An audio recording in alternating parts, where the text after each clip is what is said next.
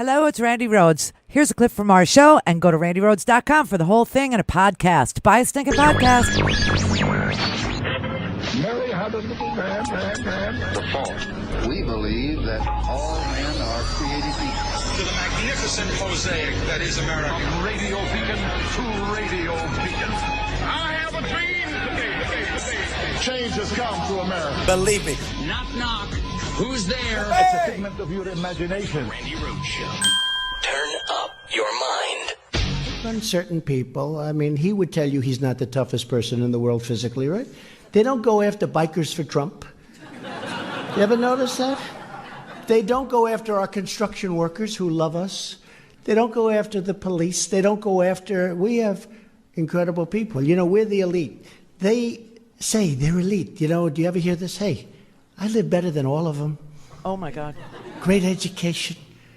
The greatest houses. But I guess I'm not elite.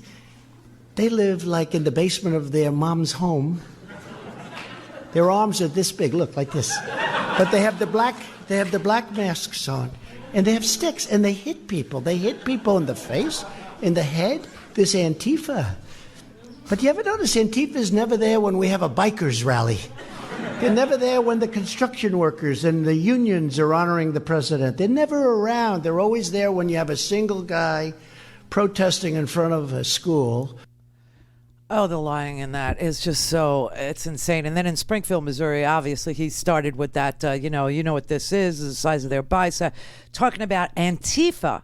Now, first let's just look at who got arrested in this country for arson and federal crimes, for defacing and for burning down government property. So that would be a federal crime, okay? So National Public Radio reviewed the court documents of the 51 individuals who are facing federal charges in connection with the unrest that we saw in this country. 0 people, 0, have any links to any left-wing movement or Antifa. 0. 20 of the cases were arson cases, no Antifa. None. 16 cases were illegal possession of a firearm. That was 16 felons who had firearms who aren't allowed to have firearms. None of them were Antifa. 8 people were charged with inciting a riot and civil disorder. No one from Antifa. 3 of the arrests in Nevada were right-wing members of something called the Boogaloo movement. They are agitating for civil war, and their best friend is Tucker Carlson. This may be a lot of things, this moment we're living through, but it is definitely not about Black lives. And remember that when they come for you, and at this rate, they will. Who are they? Anyone who's ever been subjected to the rage of the mob knows the feeling. It's like being swarmed by hornets. You cannot think clearly. And the temptation is to panic. But you can't panic. You've got to keep your head and tell the truth. Tell the truth. If you show weakness of any kind, they will crush you. Ask Drew Brees. By some accounts, poor Drew Brees is on his 4th apology for the crime of defending the American flag. He decided to apologize, and now they're using him as a propaganda organ. Hostage tape after hostage tape. What? At a moment like this, there is no advantage in cowardice, in being Mitt Romney. You think you're saving yourself. You're just empowering the worst people who hate you. Okay, so the president called a 75-year-old man a member of Antifa. All right, so what exactly is Antifa? Antifa is an anti-fascist group of like-minded people who typically do our work at our keyboards. What does that mean? It means that if you are part of the West Virginia correctional officers graduating class back in December, and you all took a picture with your correctional officer training instructor, and you're all giving the Hitler salute, someone in Antifa found that and took it to the governor's office so that all 30 of you would be barred from working in prisons, okay, after your correctional officer training. That is what Antifa does. If you are a person who is putting out, neo-Nazi crap, Antifa is probably going to figure you out and let your employer know. That is why the right is so terrified of anti-fascist journalists, anti-fascist social media presence, you see what I mean? And when Trump's tweets started to be marked as false or started to be marked as maybe you need to know more about it, here's the real information about California voting or inciting violence or whatever, when somebody sits there and cuts up clips of the union president in New York and mashes it up with the actual environment that protesters found themselves in at the hands of police, that's an anti-fascist movement person.